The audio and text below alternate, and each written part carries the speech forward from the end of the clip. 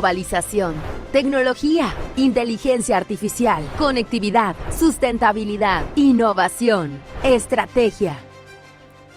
Nuestros egresados Anáhuac han ocupado roles prominentes como empresarios, directivos y miembros de consejos de administración, siendo reconocidos en los rankings más importantes, influyendo en el panorama empresarial nacional y marcando tendencias a lo largo del tiempo.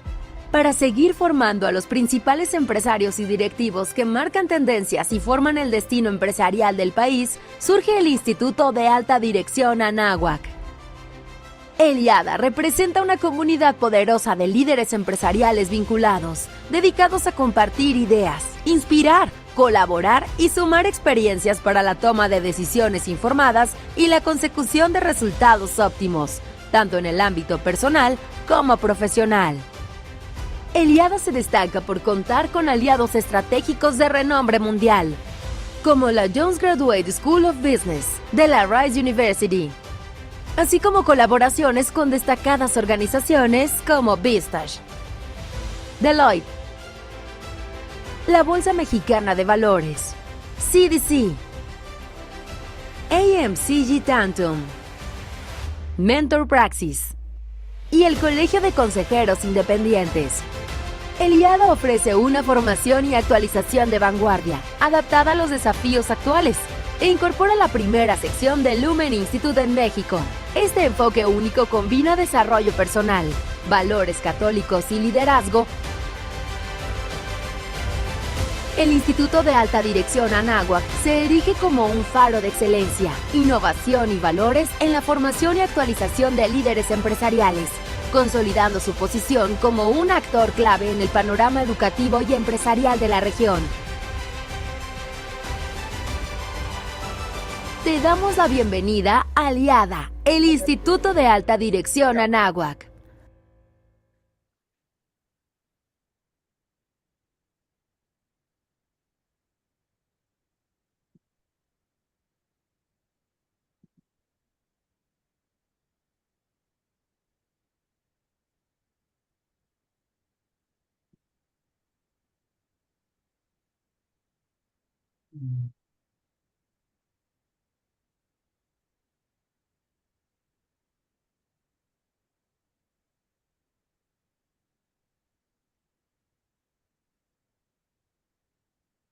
Carlos, creo que estás en mute. Hola, buenas tardes a todos. Creo que Carlos tiene un problema ahorita con su micrófono. Es un gusto estar con todos ustedes y presentarles al doctor Milton Rosario, expresidente del Colegio Nacional de Consejeros Profesionistas Independientes. Y pues bienvenidos al webinar. Doctor Milton, bienvenido. Muchas gracias. Excelente. Permítame aquí un momentito para poner esto en orden para que podamos ver la presentación de forma completa. Deme un segundo aquí. Excelente. Bueno, pues más que un placer estar con ustedes nuevamente. A muchas caras conocidas, amigos, así que un placer saludarlos nuevamente en este nuevo webinar que hacemos en conjunto entre el Colegio Nacional de Consejeros Profesionales Independientes de Empresa y el IADA, Instituto de Alta Dirección, Anáhuac Business School. Bueno, hoy vamos a hablar un poco del tema del consejero independiente de alto impacto y cómo optimizar el potencial del mismo. Esto es un área, ayúdenme con los micrófonos a cerrarlo, por favor, José, por favor. Entonces, esto es un área de suma importancia y mucho en esta conferencia yo les voy a hablar de la experiencia. Si hay un área que necesita mucho desarrollo es precisamente esto. Y cuando la gente me dice yo quiero ser consejero independiente, ¿cómo lo hago? Bueno, una de mis primeras respuestas es no tan rápido, vamos por pasos. No es por un resumen gordo, bonito, de una gran carrera que hemos tenido, que automático puedes ir a ser consejero independiente. Claro, pueden haber accidentes, algunos han llegado así, pero la realidad es que mucho más que eso. Hay que prepararse, hay muchos riesgos de ser consejero independiente y especialmente si no estás preparado del impacto y el alcance que tiene esa función en avanzar la estrategia del negocio. Y escuchen bien cómo lo estoy diciendo, al final del día es cómo doy valor a los accionistas de la organización. ¿Ok? De eso voy a estar profundizando en unos minutos más adelante. Así que hoy vamos a estar hablando de la estructura de tendencias, de gobierno corporativo, estructura, tendencias, competencias esenciales, pilares estratégicos. Hoy me voy a detener un poco de lo que debe ser, no lo que ocurre normalmente.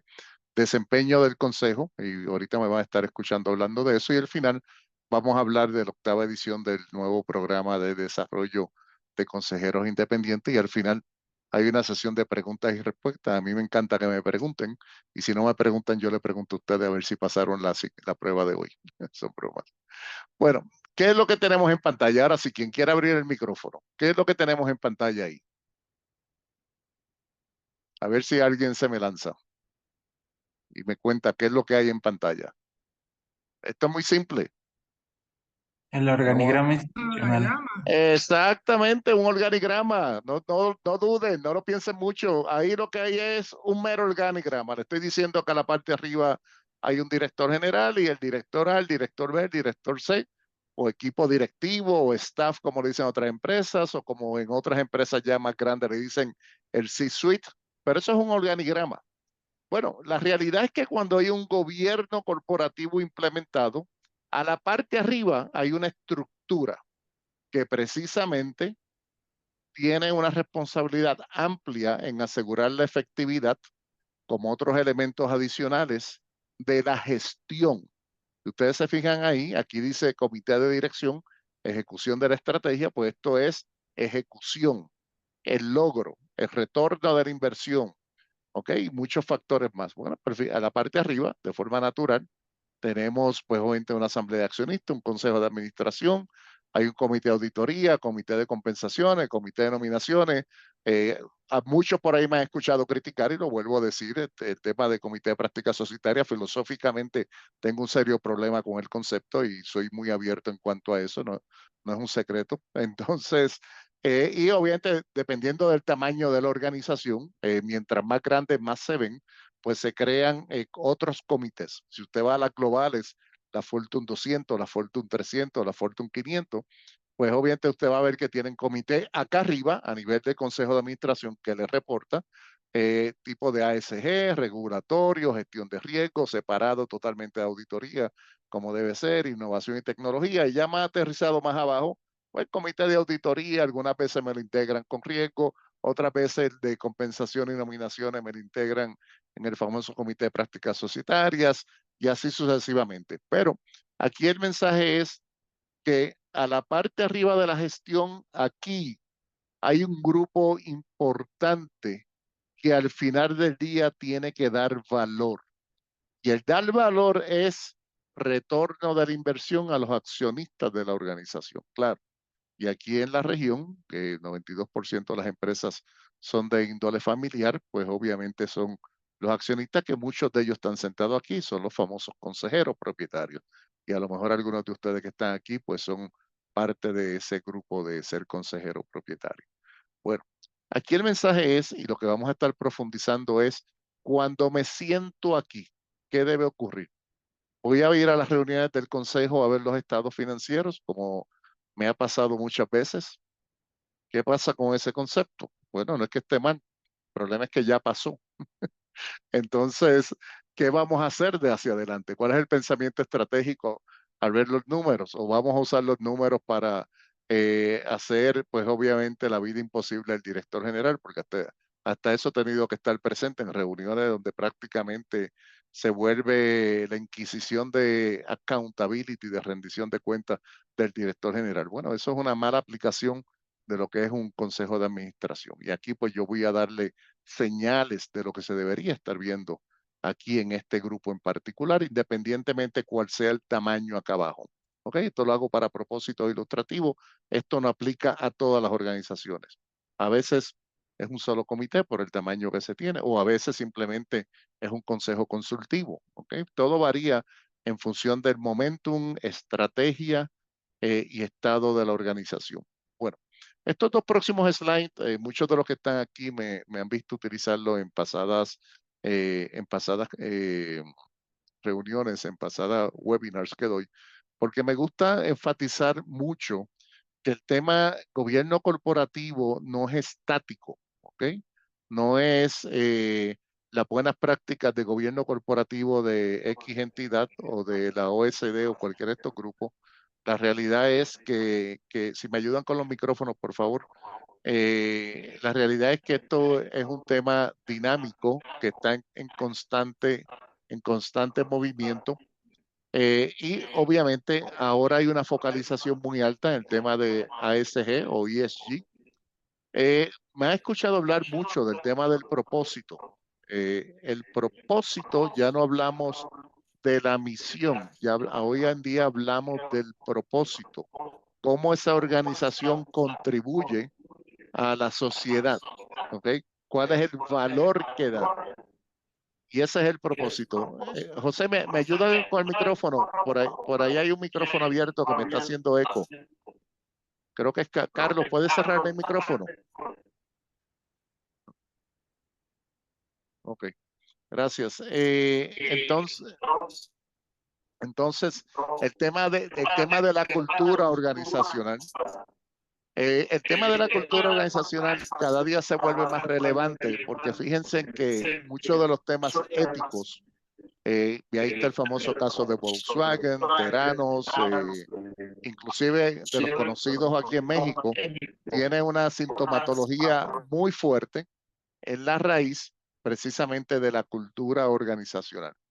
Definitivamente el tema de la diversidad, equidad e inclusión, donde en Latinoamérica esto representa un área de oportunidad enorme. De hecho, el tema de participación de la mujer en roles ejecutivos y precisamente en los cuerpos o en los órganos, debo decir, de gobierno corporativo, pues es una gran área de oportunidad y es muy desafortunado que el avance no haya sido tan avanzado como debería ser. Y el que yo llamo el fantasma en el cuarto, que es el activismo. Este es un tema que no se le presta mucha atención y yo personalmente lo estoy estudiando muy de cerca en los últimos años, porque precisamente en este sentido aquí, nosotros estamos totalmente expuestos a lo que es el activismo. El activismo viene de interno, desde los propios colaboradores de la organización, las comunidades, a veces hasta los proveedores o suppliers y obviamente los propios accionistas. Y es muy común escuchar del accionista activista. Los colaboradores hoy en día tienen un arma importantísima que se llaman las redes sociales, que cuando algo no les gusta, pues precisamente pueden hacer mucho daño con las denuncias que hacen ahí. O simplemente también puede ser la parte positiva para levantar la marca de la organización cuando los propios colaboradores hablan muy bien de la organización en redes sociales, y los que estamos aquí pues sabemos que en LinkedIn vemos mucha de esa información. De hecho, muy famoso en el pasado periodo eleccionario en Estados Unidos, cuando más o menos un par de meses más tarde, una gerente de producto de Facebook, ahora Meta, fue y explicó cómo precisamente la plataforma buscaba inducir la tendencia del voto. Y lo explicó muy en detalle. Eso es activismo. ¿Eh? O Carlos Koch, ahora la serie que tiene en Netflix, que salió hace ya cerca de un año o casi un año, donde habla de su experiencia y la descripción que hace de la empresa donde él trabajaba como CEO. Eso es activismo, ¿ve? Y la imagen que crea precisamente sobre una organización en particular. Y si ustedes se fijan aquí al final del día, lo que está aquí abajo es el tema de hacer a la empresa el ciudadano corporativo. De eso es lo que se trata hoy en día. No es simplemente tener una empresa para hacer dinero, es mucho más allá de eso. El hacer dinero, que es el resultado, pues precisamente es un resultado del ejercicio completo. Y ya le estoy dando pista de por dónde debe ir una conversación en términos de la aplicación y la estructura de un buen modelo de gobierno corporativo. Bueno, Este es otro slide que también muchos de ustedes han visto ya, pero a mí me gusta utilizarlo mucho para darle una ubicación a todos aquellos interesados en ser consejeros independientes. Claro, aquí estamos todos y hemos creado un muy buen currículo, un muy buen resumen basado en nuestra educación, la industria y lo técnico, los elementos que conocemos de todo este proceso, las carreras que hemos tenido, los roles que hemos crecido, a dónde hemos llegado al día de hoy. Pero ser consejero es mucho más allá de eso. Y aquí hay un elemento bien fundamental y es el tema de que hay que estudiarlo. No nos podemos lanzar a ser consejero si no tenemos un conocimiento básico de lo que es gobierno corporativo y cuál es la responsabilidad que tiene el consejero independiente. ¿Ve? Y eso se une al tema de competencias. Bueno, todas las competencias de liderazgo aplican, obviamente, pero aquí hay unas que yo siempre me gusta enfatizarlas y es el tema del pensamiento estratégico, ¿eh? O el tema de coraje. Bueno, la primera, obviamente, esa capacidad visionaria, esa capacidad de entender el negocio, esa capacidad de entender cómo están los mercados y cómo eso puede impactar en los resultados del negocio y qué hacer de forma distinta, o si queremos crecer la organización, por dónde ir. Bueno, esos son elementos fundamentales. Entonces, el tema del coraje o el courage, como se le dice en inglés, pues obviamente esta es otra gran área de oportunidad porque he estado en muchos consejos donde ocurren situaciones y yo veo que los independientes se quedan callados. Entonces, no, pues hay que hablar con respeto, obviamente, con hechos, pero hay que atreverse a hablar. Muchas veces cuando se está en una estructura de empresa familiar, a veces el juego político es tan fuerte que lo que se tiene que decir no se dice y más tarde tenemos las consecuencias. Y claro está el tema de la integridad. Esto es fundamental e importante. También muchos de ustedes me han escuchado decir que parte de la integridad es de todo el consejo, obviamente no tan solo de tu ser, y hoy en día ya es una práctica creciente, donde antes de invitarte a ser parte de un consejo, se hace un executive background check sobre precisamente quién eres. Pero yo siempre digo, no es tan solo eso, es en esa mesa que tú te vas a sentar, quiénes son las personas que están ahí. Y eso es parte del due diligence que como consejero independiente siempre debes hacer. Es una práctica que yo personalmente hago. Y a veces el due diligence es tan simple como conocer los nombres y buscarlo en Google y ahí tienes una referencia de quiénes son. El tema de la gestión efectiva del riesgo, obviamente, el riesgo de usted, pero también el riesgo que tiene la empresa por el sector donde está. Y obviamente los riesgos inherentes al negocio, pues claro que está todo aquí.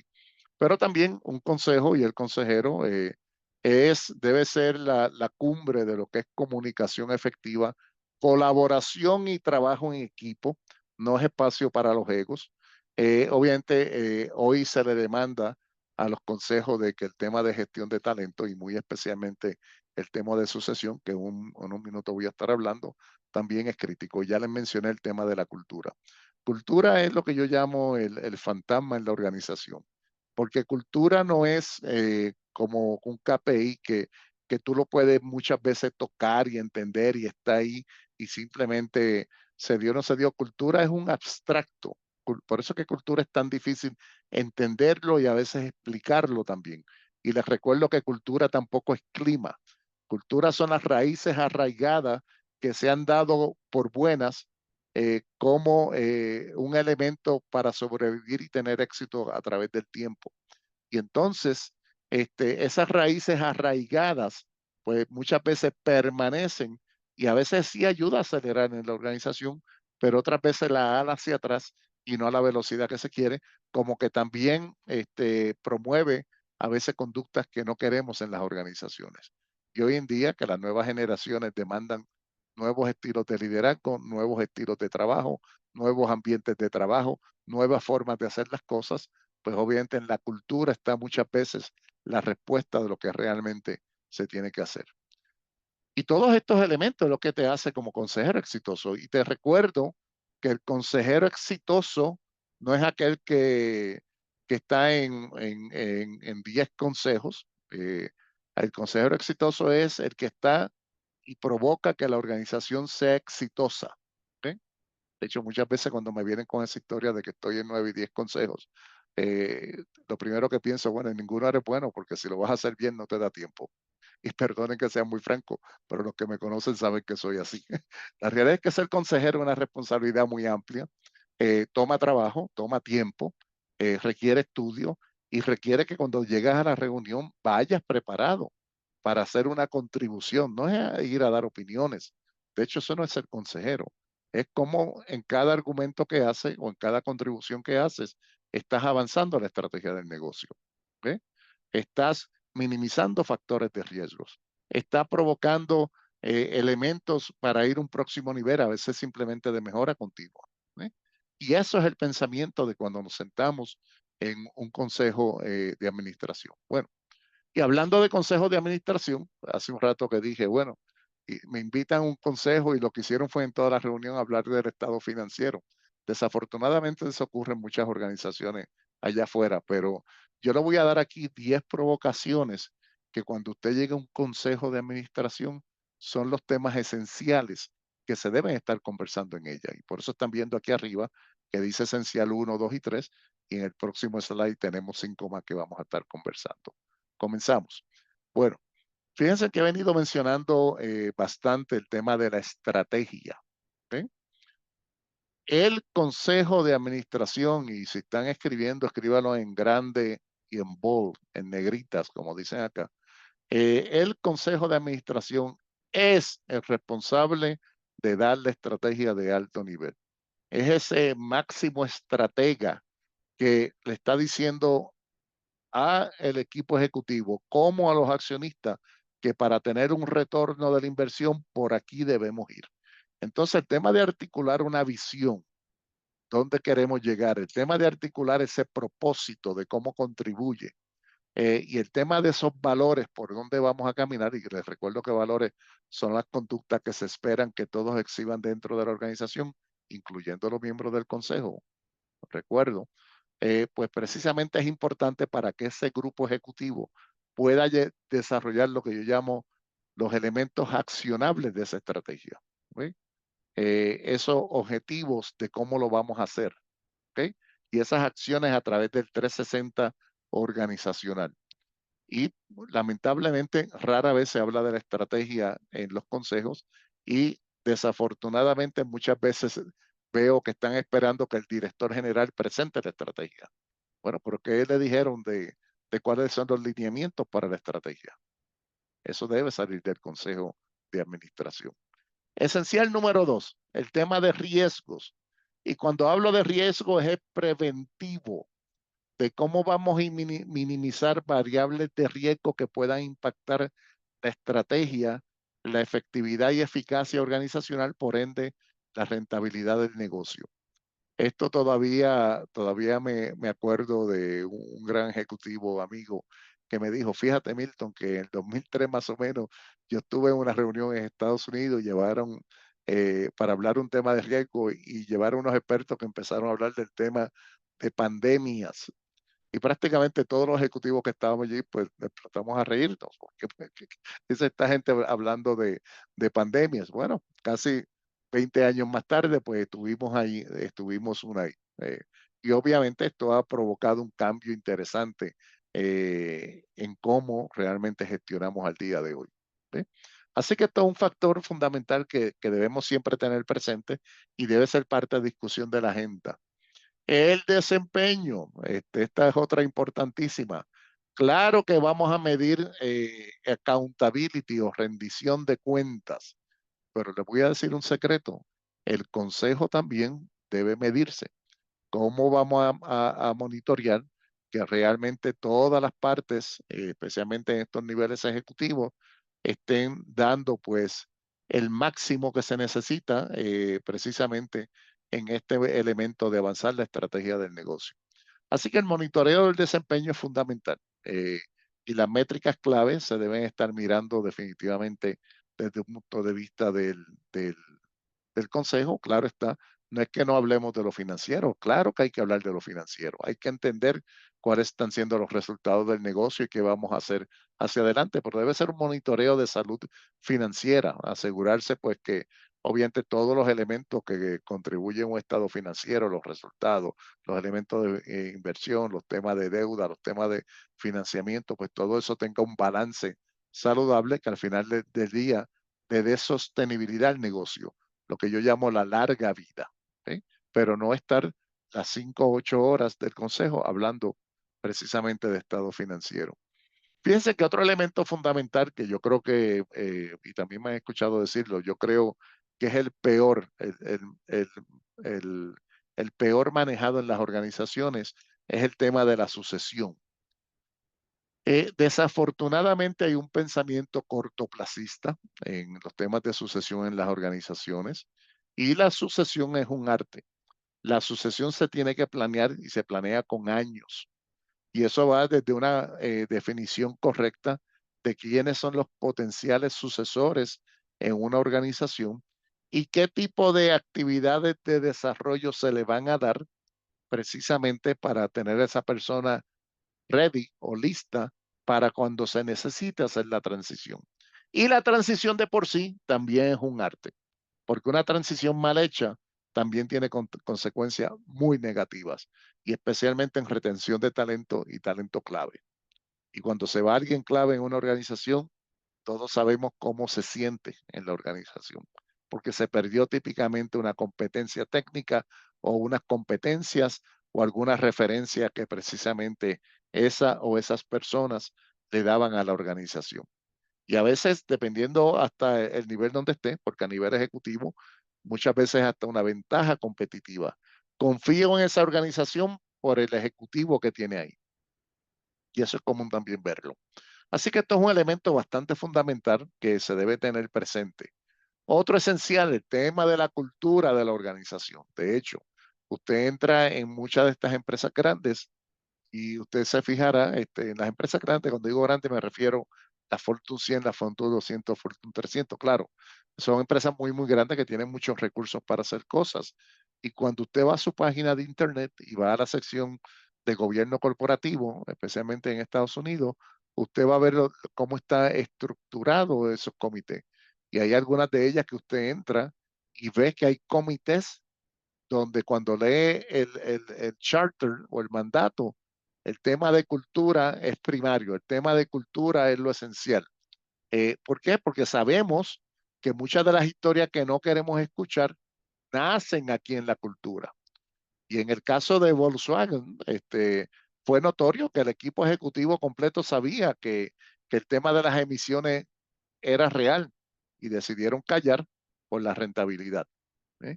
Y eso es cultura, ¿ves? Cuando por omisión, pues se decide, no hagas nada el día que esto reviente, veremos cómo lo manejamos. Bueno, veremos cómo lo manejamos. Fue el tema reputacional, más de 3 billones de dólares en multa, inclusive algunos de ellos presos. Salieron ya, pero tuvieron preso. Y el tema es que muchos de ellos no se volvieron a levantar profesionalmente porque ya no, ya no pues tenían respeto para el mercado profesional para reemplearlo. Y bueno, y el tema de los stakeholders, que cuando hablamos de stakeholders es bien importante que se entienda que estamos hablando también de los propios colaboradores en la organización. Los accionistas, pues obvio, pero los clientes, los proveedores y la comunidad son stakeholders. Y cuando no hay un balance y no hay una escucha activa y receptividad a la retroalimentación que se recibe, es donde vienen los problemas. Y allá afuera ustedes tienen un sinnúmero de historias en este sentido. Siempre me gusta decir la famosa historia de la empresa cervecera en Mexicali, que quería hacer una planta cervecera allá y la comunidad se la cerró. Fue la realidad. Entonces, y eso es un ejemplo de cómo los stakeholders pueden impactar inversiones millonarias en este sentido. Otro elemento es la innovación y tecnología. También esto hay que discutirlo. Y ahora hoy en día más con el tema de la ciberseguridad, que precisamente es una situación importantísima. De hecho, nosotros mismos, nuestra propia firma, tuvimos un issue de seguridad hace 2 semanas, pagando las mejores plataformas de seguridad para nuestro tamaño, inclusive y una de las mejores tecnologías también en estos temas. Y con todo eso tuvimos una situación en este sentido. Entonces, aquí estos son temas que se tienen que discutir. y muchos de ellos están asociados al tema de riesgos también, que es importante que se trabajen. El tema de ASG y ESG, hoy en día, pues hasta para fuentes de financiamiento, son elementos que te piden precisamente de que tengas definido, adoptados e implementados. Y cada día se está auditando más estos conceptos porque precisamente hay mucho papel y mucha presentación y mucho PDF bonito, pero la realidad es que las prácticas están muy bien escritas en un documento, pero no realizadas. Bueno, ya eso se sabe. Y ya eso se está auditando y ya eso se está persiguiendo. Entonces, también pues es importante que esto se crea, se viva y se adopte y que los líderes demuestren un compromiso real a estas iniciativas, ¿ok? No es hablar de ASG porque es una moda, es mucho más allá de eso y sabemos precisamente de que hay un retorno de la inversión cuando las empresas realmente tienen una adopción real de estas prácticas. Y definitivamente el tema de crisis. Para el tema de crisis, de gestión de efectiva de la crisis, que está muy atada al tema de riesgos, pues obviamente es fundamental. Y si ustedes se fijan, aquí tiene 10 esenciales. Hay otros más, pero si no hubiese sido una disertación doctoral, trabajar todos los demás, pero por lo menos estos son elementos que deben estar en la agenda constantemente a nivel del consejo. ¿Ve? Y esto es amplio. Bueno, y como le dije hace un rato, el propio consejo también tiene que hacérsele accountable, también tiene que dar rendición de cuentas. ¿Y cómo hacemos eso? Bueno, pues en el consejo hay un modelo de evaluación del consejo de administración. Aquí ustedes en pantalla están viendo un modelo bastante específico de cómo se debe hacer una buena evaluación de un proceso de impacto de un consejo de administración. Recuerde que les dije hace un rato, el éxito de usted como consejero independiente, yo que evalúo consejo, para mí está medido en función del éxito que tiene la organización. Tiene que haber una correlación positiva y significativa en lenguaje estadístico de que usted esté ahí sentado y los resultados del negocio. ¿Eh? No puede ser que usted sea una maravilla como consejero y en las empresas donde están los resultados sean de otra forma. Entonces ahí hay un disloque ahí. Bueno, un buen modelo de evaluación de consejo de administración debe tener unos objetivos y evaluación de la gobernanza, debe tener un modelo de entrevista ejecutiva hecho por terceros, por cierto, parciales, objetivos, evaluación de la cultura del consejo. Esto es bien importante y una de las variables que se mide es el apetito al riesgo. La autoevaluación, la evaluación de los pares, hallazgos y recomendaciones y que esto interaccione con un proceso de mejora continua. Y cuando decimos recomendaciones, el consejo también debe estar sujeto a desarrollo. ¿Okay? Así que cuando hablamos de desarrollo en sucesión, desarrollo a nivel ejecutivo, los consejos también tienen actividades de desarrollo. De hecho, consejeros de alto desempeño, consejos de alto desempeño, debo decir, una de las características que tiene planes de desarrollo de su propio consejo. Y es común que en algunos lugares se pueda negociar actividades de desarrollo individual cuando uno se sienta en el consejo. Y aquí pues obviamente tienen una foto de cuáles son esas dimensiones que se evalúan en la efectividad de un consejo. Y si ustedes se fijan, todas como que capturan la esencia de lo que he venido diciendo a lo largo de esta presentación aquí en la tarde de hoy.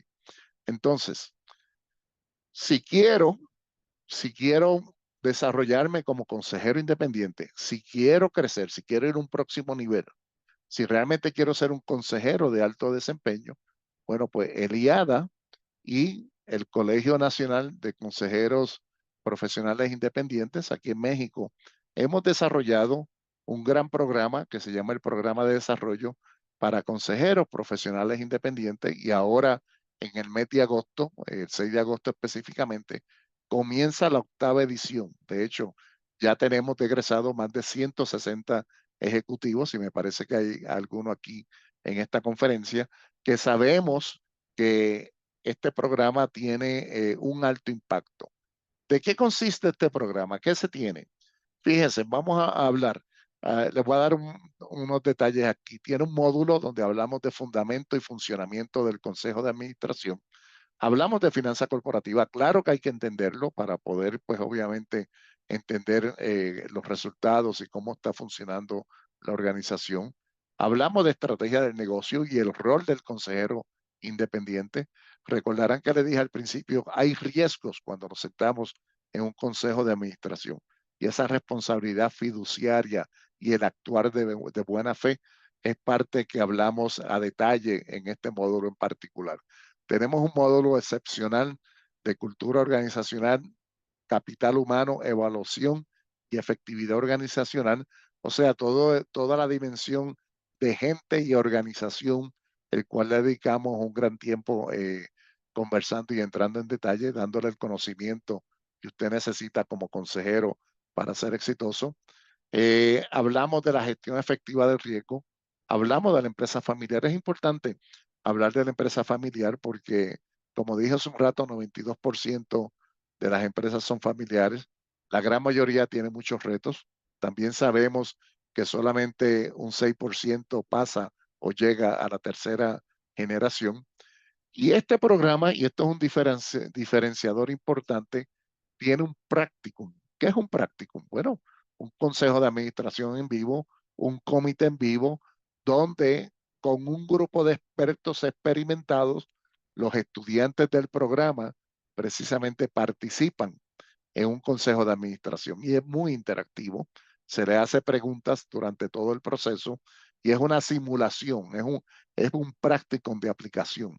De hecho, este es un programa, no es teórico, es un programa muy práctico, donde 15% es teoría y el resto, pues, el 80-85% es precisamente aplicación, discusión de casos, dinámicas de grupo, análisis de grupo y discusiones en grupo. Lo hace altamente interactivo.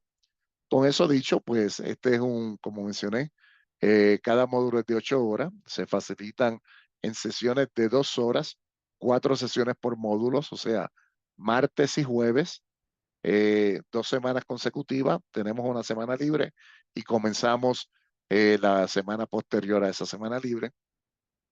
De 6 a 8, tiene 56 horas de clase más 5 masterclass de 1.5 horas. El programa comienza el 6 de agosto y termina el jueves 21 de noviembre, precisamente el día de Thanksgiving. La inversión son de 50,000 pesos y el coordinador académico es Carlos García, que por cierto fue presidente de Abbott para México y Centroamérica. Y como ven, pues los que estamos aquí, todos somos experimentados, todos pues hemos tenido largas carreras corporativas y también pues somos consejeros independientes y desde hace años pues la facultad completa ha estado en actividades como consejeros independientes. El programa pues está dirigido a miembros del Consejo de Administración interesados en ser consejeros independientes, altos directivos de empresas familiares, miembros del C-Suite, que el paso próximo es pues obviamente desarrollarse en el área de gobierno corporativo y de hecho enfatizo ahí que no es tan solo como carrera para ellos, sino también hacia adentro para entender a sus propios accionistas, intermediarios financieros que tienen relación con consejos de administración y estudiosos del tema de gobierno corporativo. Y como ven, es un programa sumamente práctico, de alto impacto, muy focalizado precisamente en, en la figura del consejero independiente. Así que con eso dicho, pues los dejo con esta reflexión, que no hay ascensor hacia el éxito si quieren ser consejero independiente. Hay que subir las escaleras porque hay muchos riesgos inherentes a ello. Así que muchas gracias y abro espacio para preguntas y respuestas que tenga el grupo. Milton, soy Carlos del Real, director comercial del Ya. Estamos también transmitiendo por el Facebook y nos preguntan en el Facebook, ¿qué consejo le darías a alguien que quiere comenzar su carrera como consejero independiente y por qué sería importante? Bueno, el consejo número 1 es matricularse en el programa. Así de simple. Para eso estamos aquí. Como he venido diciendo, no debes sentarte como consejero independiente si no tienes un conocimiento básico o un conocimiento de lo que es gobierno corporativo, de lo que es la figura del gobierno corporativo, cómo son las dinámicas del gobierno corporativo. De hecho, en el mundo de gobierno corporativo hay mucha política involucrada, así como son las empresas. Las empresas, mientras más grandes, más políticas son. Por eso es que political savvy e influenciar sin autoridad precisamente son competencias de líderes altamente exitosos. ¿Ok? Entonces, para hacer eso, mi recomendación es prepárate, estudia, pero estudialo de una forma práctica, ¿sí? Porque si algo importante tiene el gobierno corporativo, y mucho me he escuchado decir, y cuando hago este comentario que voy a hacer ahora, me refiero mucho a la empresa familiar o las que son un grupo de accionistas que 40 años, 50 años de conocidos y ya está la segunda y tercera generación en la empresa, que al final del día es una empresa tipo familiar también. Al final del día, la implementación y la ejecución del gobierno corporativo es emocional. ¿Ok? Es un balance de inteligencia emocional.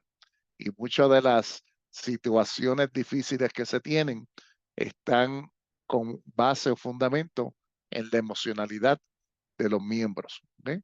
Entonces, por eso es que esto no es un tema de un libro de texto. Eh, de hecho, las implementaciones que he visto que intentan hacerla desde una perspectiva del libro de texto, todas las que he visto han estado destinadas al fracaso. ¿Ok?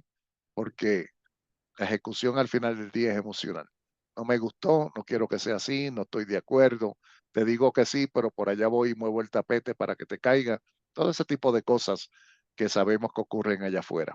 Entonces, por eso es fundamental de que te prepares si realmente quieres estar interesado o interesada en ser consejero independiente.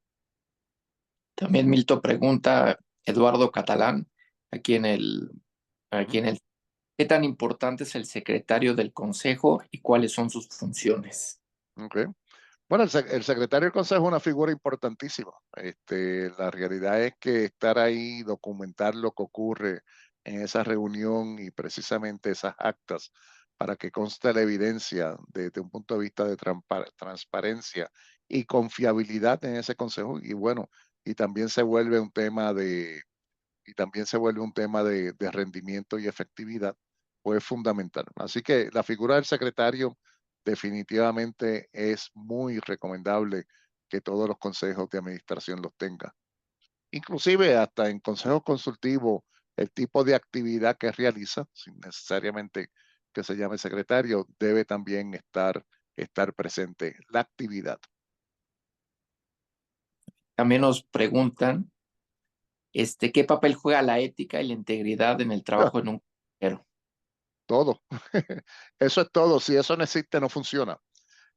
¿Por qué? Porque al final del día el Consejo de Administración es el diamante de ética, transparencia, porque eso da confianza a los accionistas de una organización. Y eso es fundamental. Y recuerden que lo dije cuando hablé de la figura del consejero independiente, el tema de la integridad. Obviamente, eso es todo en gobierno corporativo. Si no hay confianza, si no hay ética, no hay transparencia, esto de nada sirve. Y cuando digo eso, y cuando hice el comentario hace un rato atrás de cuando llego, quiénes están sentados ahí, precisamente esa es parte de lo que tú quieres saber, porque ese tipo de ejecutivo y persona que tiene periodicazos con historias, que en algunos lados es hasta aceptado socialmente, yo recomendaría, y lo digo abiertamente, usted no quiere estar sentado en ese tipo de consejos. Así que esto es fundamental y es primario que se tenga presente que la ética, la transparencia, el buen ser, el bien hacer las cosas es fundamental de una estructura fortalecida de gobierno corporativo. Si eso no se da, esto no va a funcionar. Y eso incluye empresas familiares, los miembros de la familia, porque también sabemos que hay historias por ahí. También preguntan, Milton, José Carlos, ¿qué debe conocer un consejero de la empresa antes de iniciar su labor? Bueno, si me habla de los miembros del consejo, debe conocer todo lo que yo he venido mencionando aquí. De hecho, cuando yo hablé de los 10 esenciales, esos son elementos fundamentales. De hecho, cuando se te invita, déjenme comenzar por ahí, cuando se te invita a ser miembro de un consejo, uno de los elementos fundamentales es la inducción. Y esa inducción es una presentación, recorrido, conversación, descubrimiento, o sea, abrir los libros y abrir los documentos amplio. No es una orientación de una hora y una presentación bonita en PowerPoint, no, es amplio y de varios días, inclusive de meses, de quién es la organización, quiénes son los actores, todos los datos demográficos, las historias de éxito, las historias de fracaso, los riesgos que se tienen, las crisis que han habido, la visión de futuro, la estrategia para alcanzar la visión de futuro, absolutamente todo debe conocer un consejero independiente. Por ahí comienza. Ya estoy sentado en el consejo. Bueno, pues todo esto que he venido hablando en esta conferencia son informaciones que debe tener a priori para que cuando llegues a ese consejo, llegues informado y puedas contribuir y tomar decisiones informadas con la información disponible que te han dado. Entonces, sí que es fundamental en este sentido de que las organizaciones sepan que cuando invitan consejeros, el descubrimiento de información total es fundamental para asegurar que ese consejero sea exitoso en el apoyo, precisamente en la contribución que va a estar realizando desde su rol sentado en el consejo. También hace una pregunta muy interesante que dice, ¿qué tanto se parece en la operación o con responsabilidad que tiene un gobierno corporativo al de un patronato y una organización sin fines de lucro? Sí. ¿Son parecidas, son iguales? ¿Cómo funcionan? No son, bueno, a nivel de estructura tienen ciertas similitudes, pero no funciona igual. Recuérdate que una ONG, que es el concepto del patronato o NGO, al final del día vela o busca dar una solución a algo, ¿ok?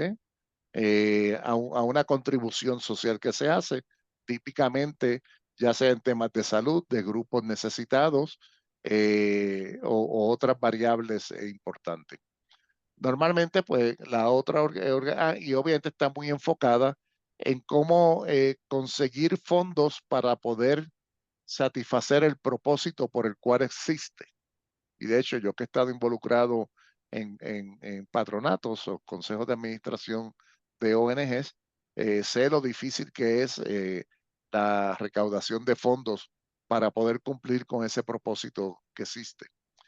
Obviamente, por ende, la transparencia de cómo esos fondos se utilizan y la regulación que se tiene es muy importante que sea importante, que sea efectivamente, precisamente auditada con mucha transparencia. Mientras que del otro lado, la organización es for profit, para ganar dinero, ¿okay? Para tener una rentabilidad, un valor que se le da a los accionistas, claro. No hay ganar dinero por ganar dinero, como he venido expresando aquí en esta conferencia, es a través del ejercicio y las distintas variables que hemos discutido, debe haber un retorno de la inversión a los accionistas. ¿Sí? Porque cuando se va directamente a lograr el presupuesto, ahí son las peores organizaciones y ahí son las peores situaciones que se tienen en muchas empresas y por eso a veces muchos líderes cometen temas éticos por la presión numérica, por el dar el número es tan fuerte que como digo yo, se brincan la cerca para cumplir con el resultado. Entonces, pues son dos totalmente distintas, aunque claro, acá también la transparencia, la ética, la integridad es fundamental, pero tienen propósitos distintos al final del día. Perfecto. Voy a hacer dos preguntas más. Una nos la pone Marva, que Marvan. Marva dice, ¿cuánto gana un consejero? Tocaste un punto medular y un punto que podemos estar discutiendo aquí una semana. Pero es una buena pregunta la que me haces. Por ahí hay una muy mala práctica que también critico abiertamente, que es el famoso centenario. A mí me parece que eso es algo prehistórico, es como ver un dinosaurio caminando por la cuota o por una avenida. El consejero vale mucho más que eso. El colegio hizo un estudio ya cerca de 2 años y medio, casi 3 años atrás, que nos dio un parámetro y nos dio la media en aquel momento de que pues por participación en una reunión de consejo estaba alrededor de los 37,000 pesos. Claro está, la realidad es que hay una dispersión muy grande. En la empresa pública está mucho, pero significativamente mucho más alto. Ya estoy viendo tarifas 2 veces, 3 veces, 4 veces más que ese número que le mencioné. Pero todo está muy atado al tema de la propia negociación que hace ese consejero independiente en función de las competencias que lleva al consejo y el valor añadido que le da al consejo. Esto es bien importante que lo tengan presente. Una vez yo estuve, y voy a decir esto porque también me parece abominable, una vez yo estuve en una conferencia y dijo el exponente que los miembros del consejo todos deberían ganar lo mismo. Eso es falso. ¿Ok?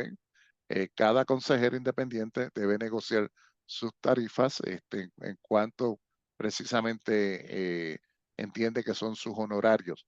Y esa es mi filosofía y es mi práctica, y de la gente que yo conozco es su práctica también que está en este tema. Entonces, la realidad es que no hay un parámetro, hay mucha variabilidad allá afuera. Obviamente la empresa pública pues tiene las tarifas más altas en este sentido de remuneración del consejero, y por ahí hay varios estudios corriendo en ese sentido.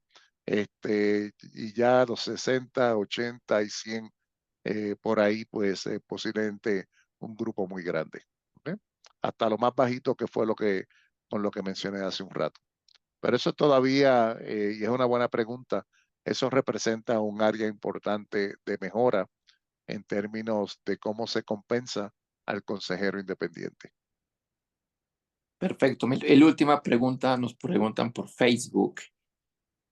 ¿Qué habilidades y cualidades debe tener una persona para ser consejero? O sea, ¿qué es lo que debe tener en su ADN para ser un consejero y aportar en la Bueno, organización? esto es una buena pregunta, y déjeme parar de compartir porque eh, lo dije en uno de los slides atrás, pero voy a volver a ser muy enfático.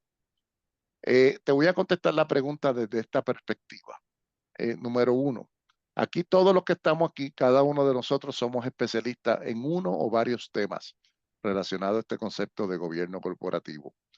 Cuando se te invita a un consejo, esa invitación debe ser basado en esas competencias o ese expertise que tiene, que para ese momento en particular a la organización le es crítico e importante para avanzar la estrategia del negocio.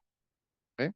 Eso es lo que debería ser, no necesariamente es lo que ocurre, porque aunque está mejorando, todavía funciona de que déjame invitar a Pepito porque Pepito es mi amigo y sé que Pepito es consejero en la empresa B. Bueno, no debe funcionar así. Cuando se te invita es por esa competencia en particular en función de la necesidad estratégica que tiene la organización. Entonces, desde el punto de vista técnico, pues el crecimiento que ha tenido, estoy seguro que hay organizaciones allá afuera que lo van a necesitar. Ahora bien, recordarás que discutí unas competencias puntuales que los consejeros deben tener.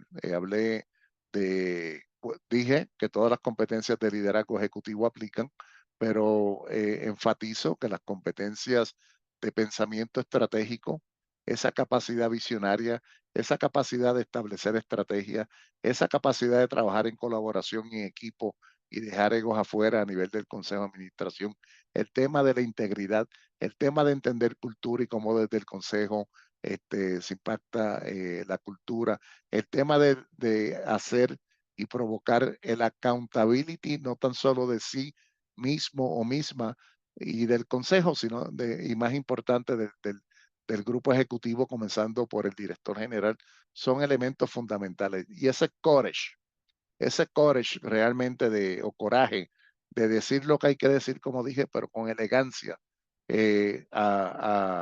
Muchas veces el propio presidente del Consejo de Administración, que muchas veces resulta ser el dueño de la empresa. Hay que aprender a decirlo, con elegancia, pero hay que decirlo. No hay nada más fatalista que cuando esté pasando algo, usted esté viendo un elemento de riesgo, un elemento de crisis, quedarse callado por simplemente jugar a la política o defender un puesto.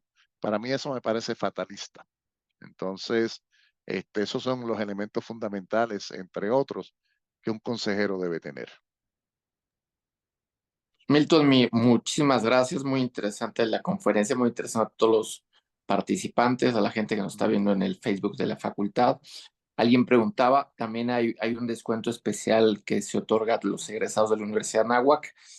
Gracias a Dios el curso está en un 99% lleno, pero todavía hay algunos lugares por si quieren acompañarnos.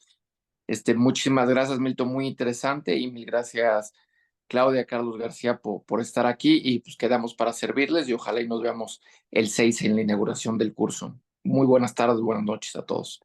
Un gusto saludarle a todos. Hasta luego.